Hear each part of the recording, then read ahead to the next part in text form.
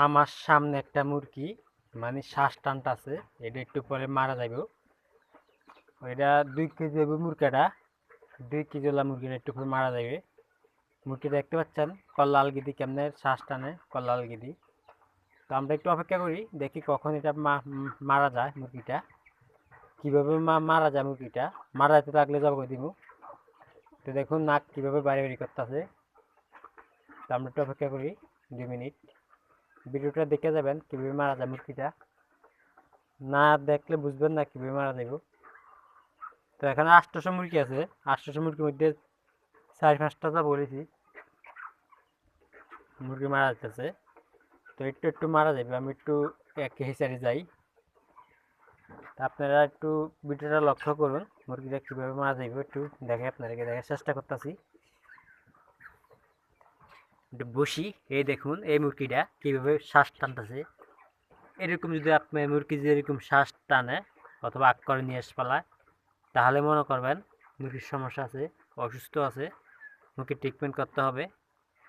আর যারা নতুন খামার দিচ্ছেন তাদের জন্য আজকে ভিডিওটা গুরুত্বপূর্ণ একটা ভিডিওটা লাইক শেয়ার করে দিবেন। মুরগি পালতে হলে মুরগির সম্বন্ধে জানতে হবে, রোগ সম্বন্ধে জানতে হবে। যদি আপনি রোগ সম্বন্ধে না জানেন, তাহলে আপনি কখনো ব্যবসা কইরা শান্তি পাবেন না। যদি রোগ সম্বন্ধে না জানেন, মুরগির মধ্যে এমন একটা সমস্যা হয়, একবার মরলে 500 মুরগি জায়গা মরা।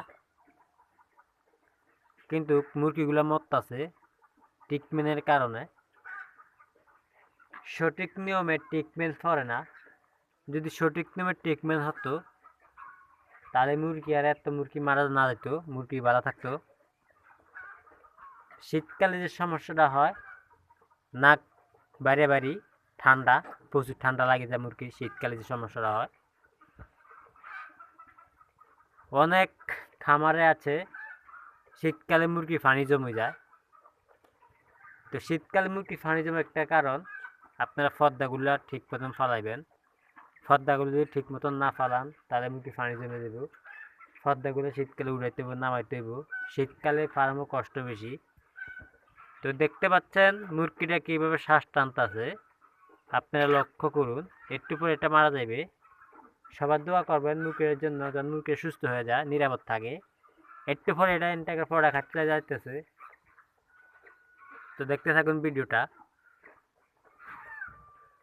অনেক কষ্ট করে পরিশ্রম করে আপনার জন্য ভিডিও বানাই, যেন কি শিখতে পারেন। যদি আমাকে একটু সাপোর্ট না করেন, তাহলে ভাই মনটা একবার ভালো রাখে না, খারাপ হয়ে